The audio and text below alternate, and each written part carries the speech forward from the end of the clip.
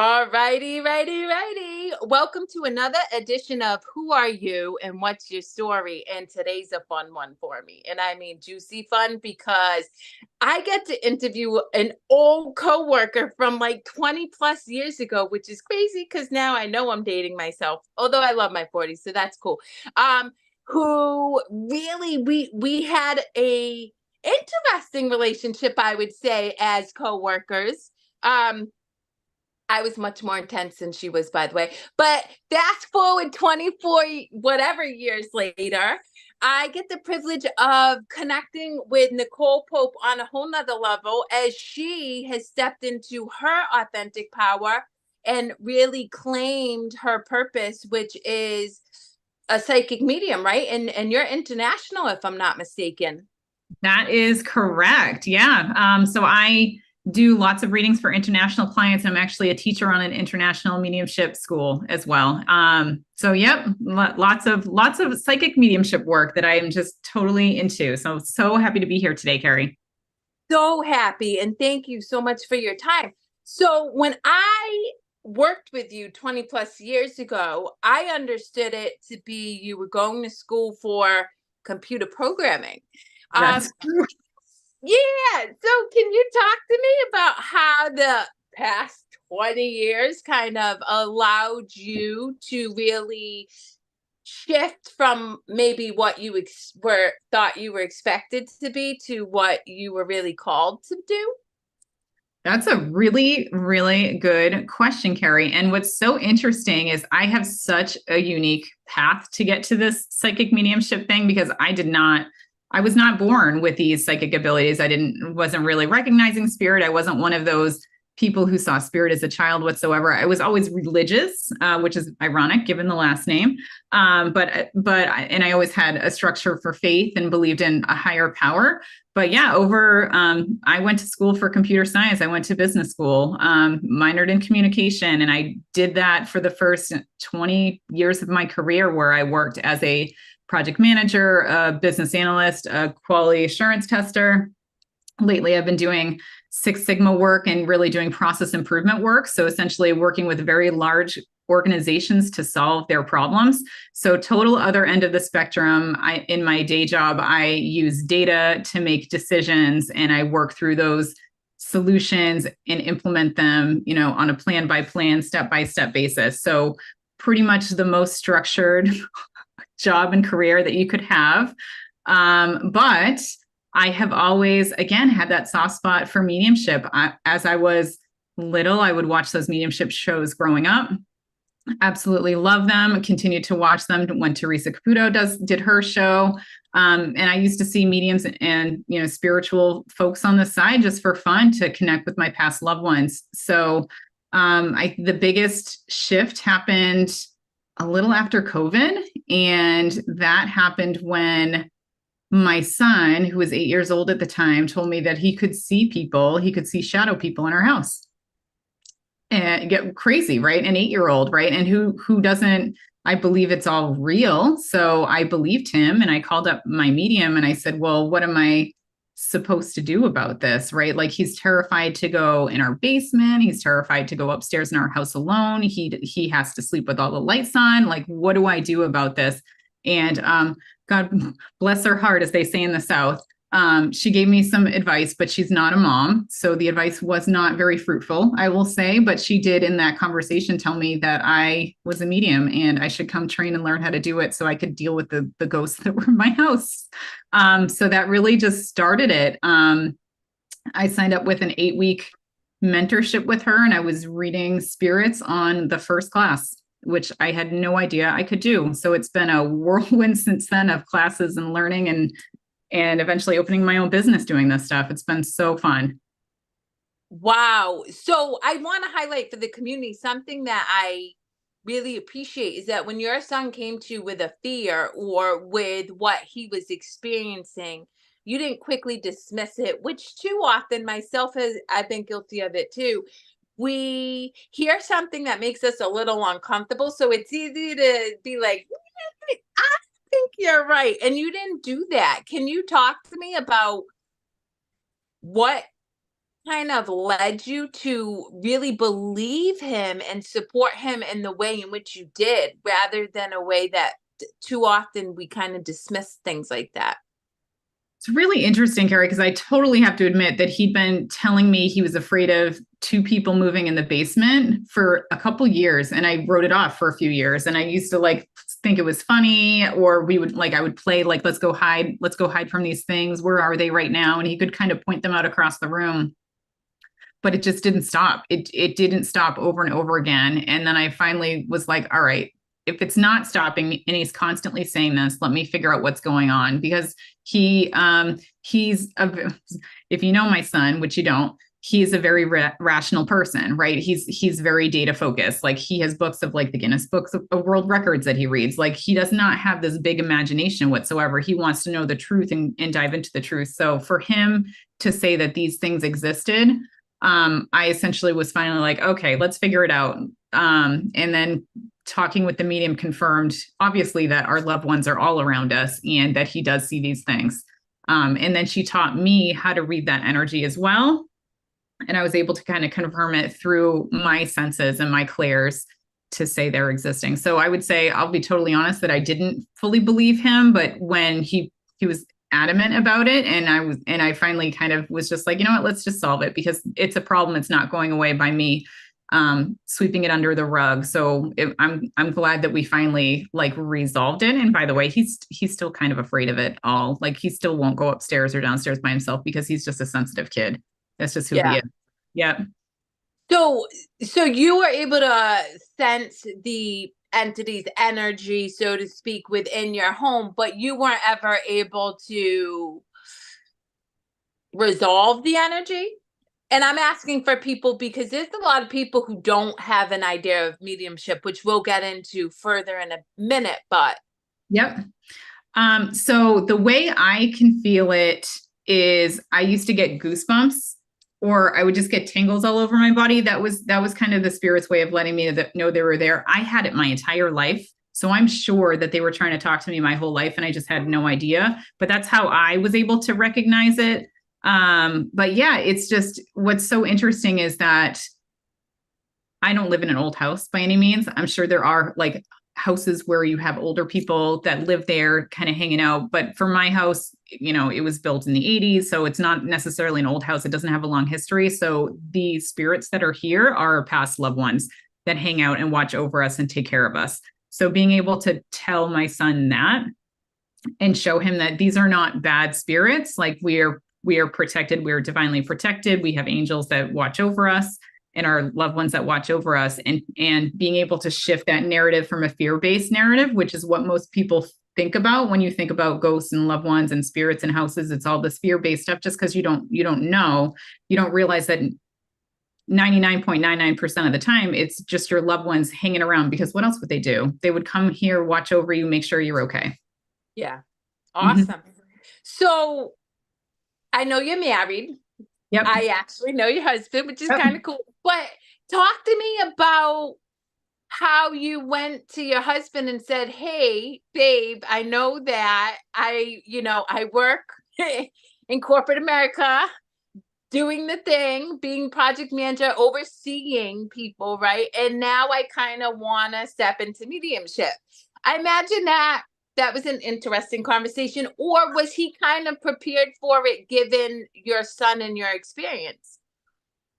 He is the best husband. I will say that. He is the most supporting husband. And he's the first one to say that he does not understand it, but he's very supportive of me and what I want to do in my journey. And this isn't the first harebrained idea I've had, by the way. I was a professional photographer, I think, back when I knew you. And I also had a full-time job back then. And then I have worked in consulting companies. I left my job in corporate America at one point to join a one-person consulting company. So me jumping at my passions is something he's used to. And he's really just such an amazing, supportive partner where he wants me to be happy and successful. So that trumps any sort of hesitation he had on the subject matter, which is just awesome. And he continues to support me. And he's a total skeptic. Let's be real. Like he's a guy grew up Catholic, right? Like he's a total skeptic. He's very supportive, but he's even him from his perspective, he says, I can't believe you can have that many readings with people where you're right every single time. There's no way, statistically speaking, that you're not connecting to something that is not on the physical plane. He's like, there's no way you could know all of that information. So Yeah. so he is just open and supportive, which is the best kind of, partner or spouse that I could ask for on this very unique journey. Yeah. Well, to the community, of course, as you know, I work with a lot of people who struggle with mental health and addiction. So I can't help but highlight something that you said that I really want to reinforce is, Nicole mentioned that she's in a partnership with somebody who doesn't understand her passion, maybe to the nth degree, but loves her enough to love her through whatever it is she feels called to. And that is truly the love that I want the community to establish first for themselves, because when you do establish that, you also attract that in a significant other and partner. So that's really beautiful, and I encourage anybody who may not have that to consider looking at meeting your own needs, so maybe one day you can find that. That's awesome. And shout out to you. You're a real one, hubby. I won't say his name because that's not my place, but okay, so you're in business post COVID. You obviously recognize that you're called to do this. Talk to me about what led you to go into business doing this rather than just kind of keeping it on the side as something you do for people after hours. So I have to be totally honest with you that it really just came down to the financial decision of it, mainly because I had to get paid for my international clients. So that's traceable through like Venmo and PayPal, right? So I can't keep having these deposits periodically in Venmo and PayPal that total a pretty big number, right? So that's kind of how I officially decided to open my business. But it was a long journey through learning how to do this to actually getting to the point where I felt comfortable reading for clients. So maybe I'll focus on that aspect of it because it's just such a journey. And I think not enough people realize how much practice and time it takes to go into becoming someone that is actually a skilled psychic and medium. And I say that knowing how many frauds there are out there, right? Because I would say 99% of the mediums and psychics that are out there are frauds. They haven't put in the time and effort. They're not worried about the quality of their outputs. A lot of them are just interested in kind of making that quick buck, especially obviously all the scammers out there. But truly to become a medium that is reputable and has high integrity is someone who just practices nonstop. So you can only learn so much in a classroom. And then essentially you just have to do practice after practice after practice. Because what's interesting is the information that is really basic on kind of how to do mediumship. So there's a certain way you tune into spirit. There's certain ways that you interpret the energy that they send so that you can understand what they're sending and kind of relay that to your sitter, the person who's receiving the reading.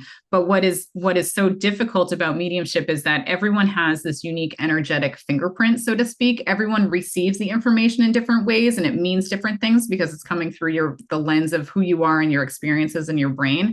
So that's what takes so much time, is learning how that information comes into you, how to interpret that information the right way, and how you need to relay that out to your client. So that understanding of your unique energetic interpretation of it is what takes so long. So it was just practice after practice after practice. And after a long time of being able to be more confident in my accuracy and knowing that I was actually making a difference for the people that I'm reading for and really changing lives, it was a no-brainer for me to kind of move from this is a hobby into more of a professional space, because this is just such a needed skill set and career that people need to know that their loved ones are safe in heaven, that they have angels and guides watching over them, and let them realize that if there's a difficult passing, for example, like that grief is important, but it's also important to move on and continue to live the rest of your life and follow your journey and follow who you're supposed to be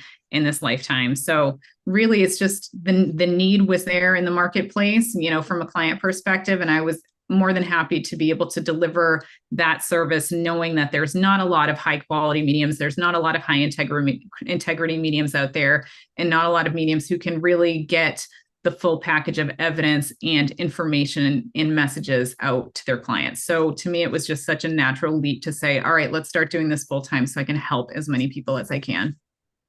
Yeah, so something I want to again highlight that I love that you say, because I experience a similar understanding of coaches in the sphere that I work. And I'm not going to say fraudulent, because I really try not to cast judgment. But what I will say is that when you are really, really called to do something, you are immersed in it 24/7. You were continuously learning about it. You are practicing. You were experiencing. You were trying.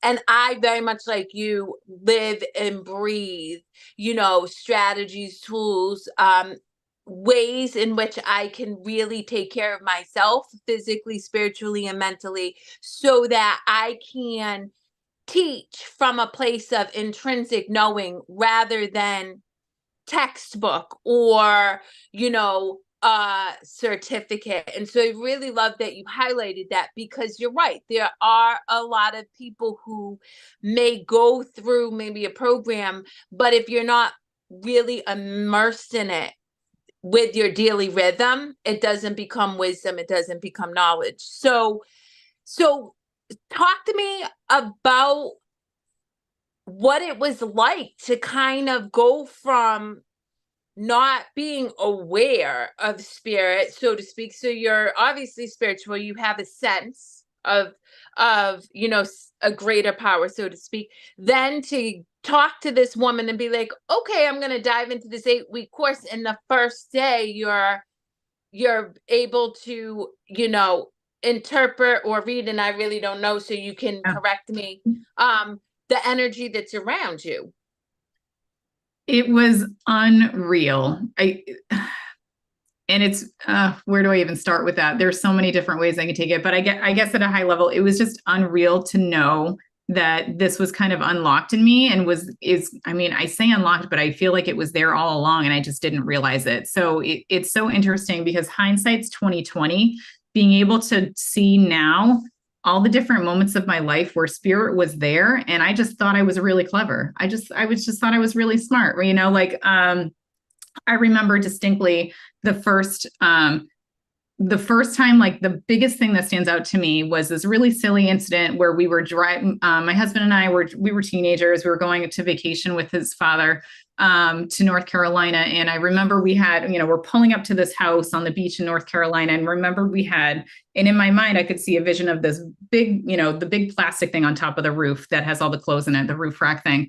And I think it's called the turtle. And he's pulling under this thing, and I see it in my head, and I'm like, oh, and I realize he's going to hit it. And I don't say anything, because I'm like, I'm like 15, whatever. But then that's like, for example, the visual came from spirit reminding me and trying to say something before he smashed it, because he ended up smashing it. Right. So it's all stuff that's like these random these random visions or random images or words in my head that came out of nowhere. And I just thought it was just my brain, but knowing all along it's been spirit. It has been spirit like my entire life. And they continue to replay things for me, even to this day, of them showing me that they've been here helping me all along. So it's so interesting to see all of that stuff.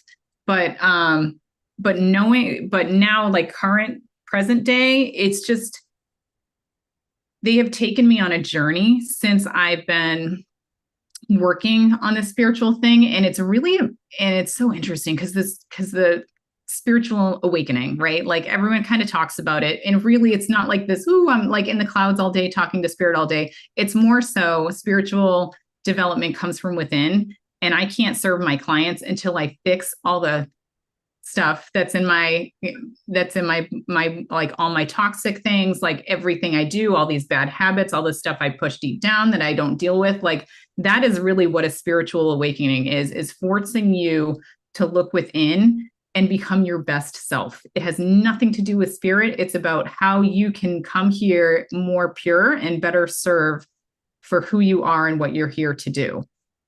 So I think that has been the most impactful part of my journey for me is digging out all the weeds, all the dirt, and kind of focusing on all of that stuff that I didn't want to look at and solving all of that so that I can come to my clients and not be triggered by what I'm telling them, right? So that I can be present, so that I can be professional, so I can help people and put myself in the back seat and not always worry about me and how I'm going to feel and what's going to come out of it for me. If that makes sense. Yeah, that's a beautiful explanation of spiritual awakening. And I 100% agree, because I went through a similar experience when my sister passed away. And I think so often, and even me, I think when I heard spiritual awakening, I thought, oh, wow, like you have Christ consciousness and everything's wooey and it feels good. No, you get slapped upside the head with a 2x4 with all of your egoic belief systems and, to your point, behaviors. And it is now you're being reminded every single day when you're out of integrity, right? So something else you said that I want to highlight that I understand, and maybe this can give a different perspective but help the community, is when I was really unpacking all this trapped energy within my body, I started burping and I'm like, what the hell is this? This is absolutely bananas. And I wasn't making an audible burp, but it was pockets of air. And so it took me 2 years of sitting in meditation. And I'm talking about, for me to realize that was just my expression, my individual expression of healing that energy. And some people may have similar expressions, but the point is we all experience our healing and or insights differently. And you're not going to be aware of them until, much like you said, you start to unpack the junk that's preventing you from knowing yourself fully. Because when you know yourself fully, it's not going to make sense to anybody else, but it's not meant to. That's why we're divinely here as individuals. It's so interesting you talk about that, Carrie, because your body remembers. It's so like in the stuff that you shove down deep inside ends up in some way affecting you on a physical level, whether it is like upset stomach, whether it's stress, whether it's like pain in your shoulders, like a bum knee, something like that. You're absolutely right. Like you think you can get away with it, but yeah, you need to unpack a lot of that stuff. And then a lot of those physical ailments that, you didn't know why you had it in the first place. It's not like a legit medical thing. It gets resolved. It's so interesting. It's so interesting. Yeah. Well, and much like you said, so spirit was warning you about the turtle popping off, getting smashed, right? But the reality is spirit, or whatever, our intuition, however you want to look at it, gives us signs all the time. It's just so often we are operating from our thinking mind and not our heart, our intuition, that we blow right past it and then wonder why we ended up in that car accident. And so I totally understand how that your evolution has really been more about self-discovery. And as you discover yourself, you're able to tap even more deeply into the spiritual realm or whatever. So have you ever experienced, people or energies that have caused you a moment of pause? You said you work so that you don't project and that you're not triggered, but where you have been impacted in an emotional way, I wouldn't even say negative, that has caused you to be like, maybe this isn't for me? Or is it just something that you're drawn to? It's interesting because I hate to toss around the term because it's overused, but I'm definitely an empath as well. So I'm still like kind of coming to terms with it, to be totally honest with you, and realizing that I take on the emotions of others and physical feelings too. So I would say I'm still personally struggling with it because I'm not just coming from middle of the road. I'm coming from like a STEM-based background where I am 100% logical and analytical all the time. So I think it's taking me longer than most to kind of like come to terms with who I am and how I'm feeling and letting kind of this stuff come in the door and recognizing for what it is. So I don't always catch the emotions and feelings of others and know I need to back off, but on the really big ones I do. Yeah. So interesting because just this weekend I met a friend's husband for the first time, and he asked me, "Are you picking up anything on me?" He's super interested in all this stuff, and I've never read it before, and I could feel how dense his energy was, and I'm just like, what is that? Like, it literally felt like this wall of like molasses or mud, like right on the outside of him. And I've never been able to feel that before. So again, every day is a journey with this stuff. And I had to call and text them later. And I'm like, listen, now I figured out what it is. Cause I don't always get what it is right away, but I can feel it. So I check in with my guides on the ride home, and they're telling me that he's a wicked empath and he doesn't clear his energy. So essentially I was feeling all of the dense energy that he holds on to because he's not, again, energetically aware of everything that happens to him. So I was like, don't ask him this, but is he tired all the time? She's like, all the time. And I said, and I'm like, whatever. I said, something's going to happen at 2:00 today. Spirit's showing me 2:00. So whatever he's doing at 2:00 today, know that it's not him. It's the energy and emotion he's picking up from wherever he is. So check in with me at 2 and let me know what's going on. And he had like a total like shit show meltdown. Sorry to swear. Yeah. I always total, swear. Are you kidding okay, me? good. This is me. I swear I all know.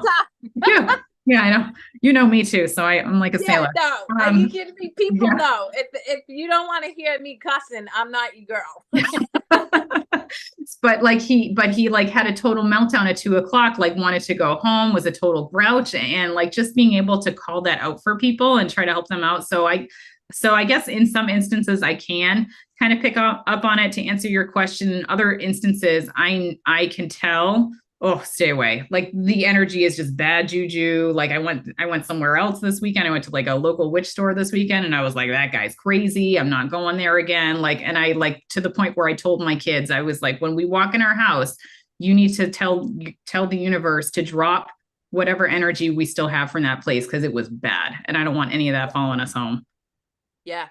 It's so interesting because I'm very intuitive. I never use the word empath simply because I feel people's energy. And because of the work I do, what's the energy I feel most often? It's anxiety, it's Yeah. fear, it's pervasive guilt, it's shame. And so a lot of times in my own work, I have to take 20-minute power naps. Yeah. And it took me, I want to say, a couple years, because much like you, I'm a logical thinker, and I, like you, was a leader in corporate America for 24 years. So what am I conditioned to do? I'm conditioned to show up at work at 8:00 on the dot, if not before, leave after 6.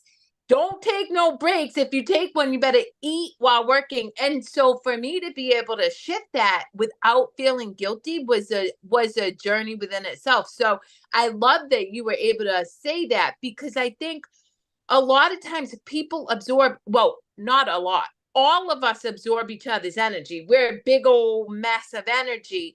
But if you're not clear on who you are, you could be taking on people's energy all the time without knowing it. And then you're feeling like crap when you were perfectly happy 5 minutes ago for no other reason than you were just with somebody who is a total negative Nelly, who, is literally exuding shitty energy all day. And even if you do have good, I'm going to call that psychic hygiene, you still need, like, even if you do have good boundaries, you still need to clear that energy, like Yes. one way or another, which, you can do in any way, right? You can set the intention, you can do some breathing, some meditation, you can use crystals, you can use sage. It doesn't matter, but you still need to know well enough to get rid of that energy, because most people have no idea. And I like my entire life, I've had these crazy mood swings, and I still do. And I forget, oh, wait, that's not me. So it's so interesting. It's definitely a journey. Yeah, absolutely. So talk to me about, so actually let me share.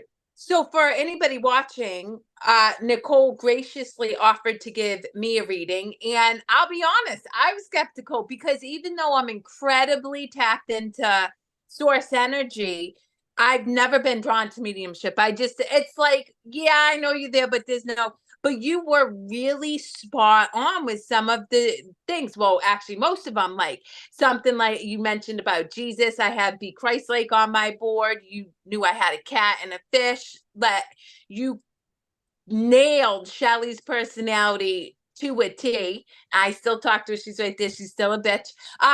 But what can somebody who is interested but really doesn't know if they believe, what can they expect if they were to reach out to you and have you know a session with you?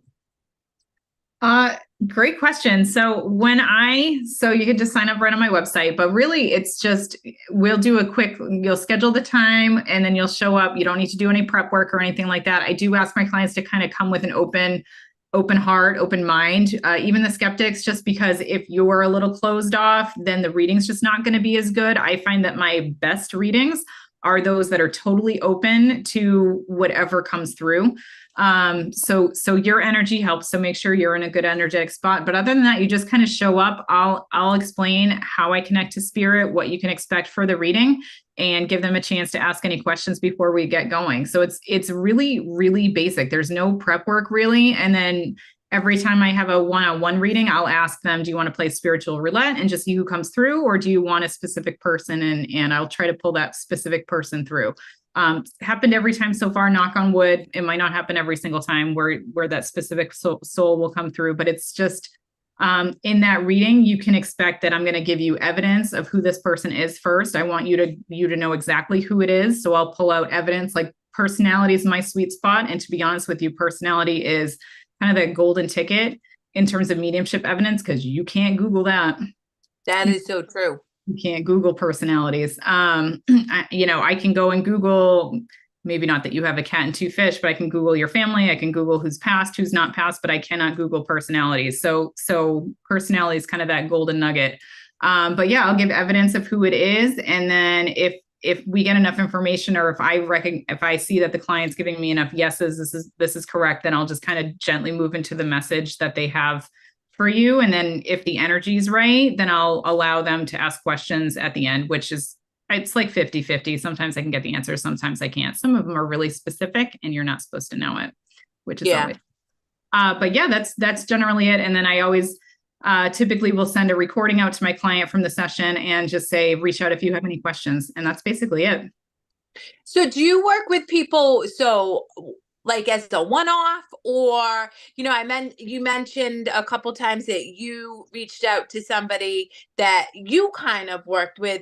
Can people benefit from maybe going to you a few times and not just maybe connecting with their loved ones in a, hey, how you doing, sorry you died type way, but can you help me figure out life because shit's hitting the fan? Or is it more just, once a year come see me and we tap into who's around? I generally recommend once a year, unless something like really big is happening in terms of mediumship. So I'd say it's different for different types of services I offer, but for mediumship, I would say it's probably about once a year. And it's really just mediumship is to essentially prove that there's life after death and that your loved ones are still around you, and to prove what's going on lately. Some people, only need that once, which is totally fine. And I'm more than happy to be like, one client meeting, that's fine. Other people just want to connect once in a while to just remind themselves that the person's around and to really feel the essence of their past loved ones. So they'll typically set those up a couple of times. So I would say that's kind of it. If you're looking for more guidance on specific problems, I connect to spirit guides and angels to do that. You can generally do that as much as you want. And then Akashic Records, which we're going really down the rabbit hole here, but Akashic Records is essentially the book of your soul. And you can connect to those as often as you want. But the key, I think, in all of this stuff is all of these different readings will give you recommendations that you need to go forward and do and change and go act upon. And if you don't do the homework between the sessions, the next session is going to be exactly the same, because they're not going to give you different advice if you haven't taken advice from the first meeting. Sounds like the work I do, interestingly enough. I wonder why I keep hitting the bottle. Well, You actually have to take action. It's really true. So, is there anything we didn't touch upon, or anything you want the community to know about mediumship or the Akashic records, or really just any of the services that you offer that we didn't touch upon? So I would say I'm getting the nudge from spirit to talk about the Akashic records for a minute. So let me kind of break down what that is, because a lot of folks don't know what that is. It's a lot of people don't offer that service. There's very few people who can actually read Akashic records. I'm one of the lucky ones, which I genuinely appreciate. But essentially, you connect to a whole other like level of what's it called, of reality, right? So you're connecting to the fifth dimension, and you're connecting to the Akasha, which essentially is the book of your soul. So this idea that there's a book for every single soul out there is not new. It's in every religious text that's out there. And essentially it will tell you your soul's past, present, and future. So if you have recurring issues that just keep popping up, even though you're trying to tackle them, and you don't know why this keeps coming up, like that's a great opportunity to go ask in the Akashic records, why is this a recurring theme in my life? How can I get over it? What's the work I need to do to get over it? Me personally, I've had some issues in my family, and I've gone into the Akashic records to understand what is my soul contract? What is the relationship with my family member? What are we here to learn? And just knowing that information, and by the way, I've been to therapy for this, knowing what they said in the Akashic records solved it. Like it Yeah. fixed my problem, because I'm like, oh, now I can see the big picture. I can understand what the purpose of that relationship is, what I'm supposed to learn from it, and what I'm supposed to do going forward from it. And knowing that it's not like me and something I did wrong and some sort of character flaw I have, I was able to kind of take that information and resolve it. So it really just gives you these really peeks and insights into what's going on. How can you help overcome some of these recurring issues? Why is this my painful journey here? What was a past life that contributed into this current life? So it really, to me, helps you uncover the big picture of your soul, and really gives you that map so that you can make better choices and decisions for what you're here to do in this lifetime, so that you can be successful. So I recommend it to everybody. Usually that's like a multiple session deal, because once you learn what you need to kind of understand the information, then you need to figure out how to integrate it. And then you're on to the next one, because obviously just like the journeys that we're all on, whether it's the dark night of the soul, whether it's, recovery for addiction, you take one step and you realize there's three more. Oh, It's just yeah. works. So it's like my version of life's cheat sheet on how you can do better at a much faster rate than learning the lessons kind of day by day. Yeah. It's interesting. I just finished the biography of a yogi by Paramahansa Yogananda, and he talks about it taking 1,000,000 years to get back to. So for me, I believe that the energy that we all stem from is love. But then, all of, much like you said, all of the stuff our souls have experienced have, covered us from it, going back to that place, but 1,000,000 years. And so he shares, what is it? Kriya yoga has a ability to help expedite it. But much to what you said, there are all different tools. And he even mentions it in his book, right? There's just so many different tools. And really, what's important is that you find the one that really calls to you, that you are intrigued by, and you go after it, because ultimately, you can't go wrong in learning yourself more. It's going to allow you to feel more empowered and make more informed choices. And what you said, I heal a lot when I can let go of guilt and shame. It's it's the two most toxic energies there are. Vibrating at 25 and 50 megahertz out of 1,000. And so when you can have the story behind why you're continuing to experience something and break free of that shame and guilt, that's pretty powerful. So if anybody was interested, I trust Nicole implicitly.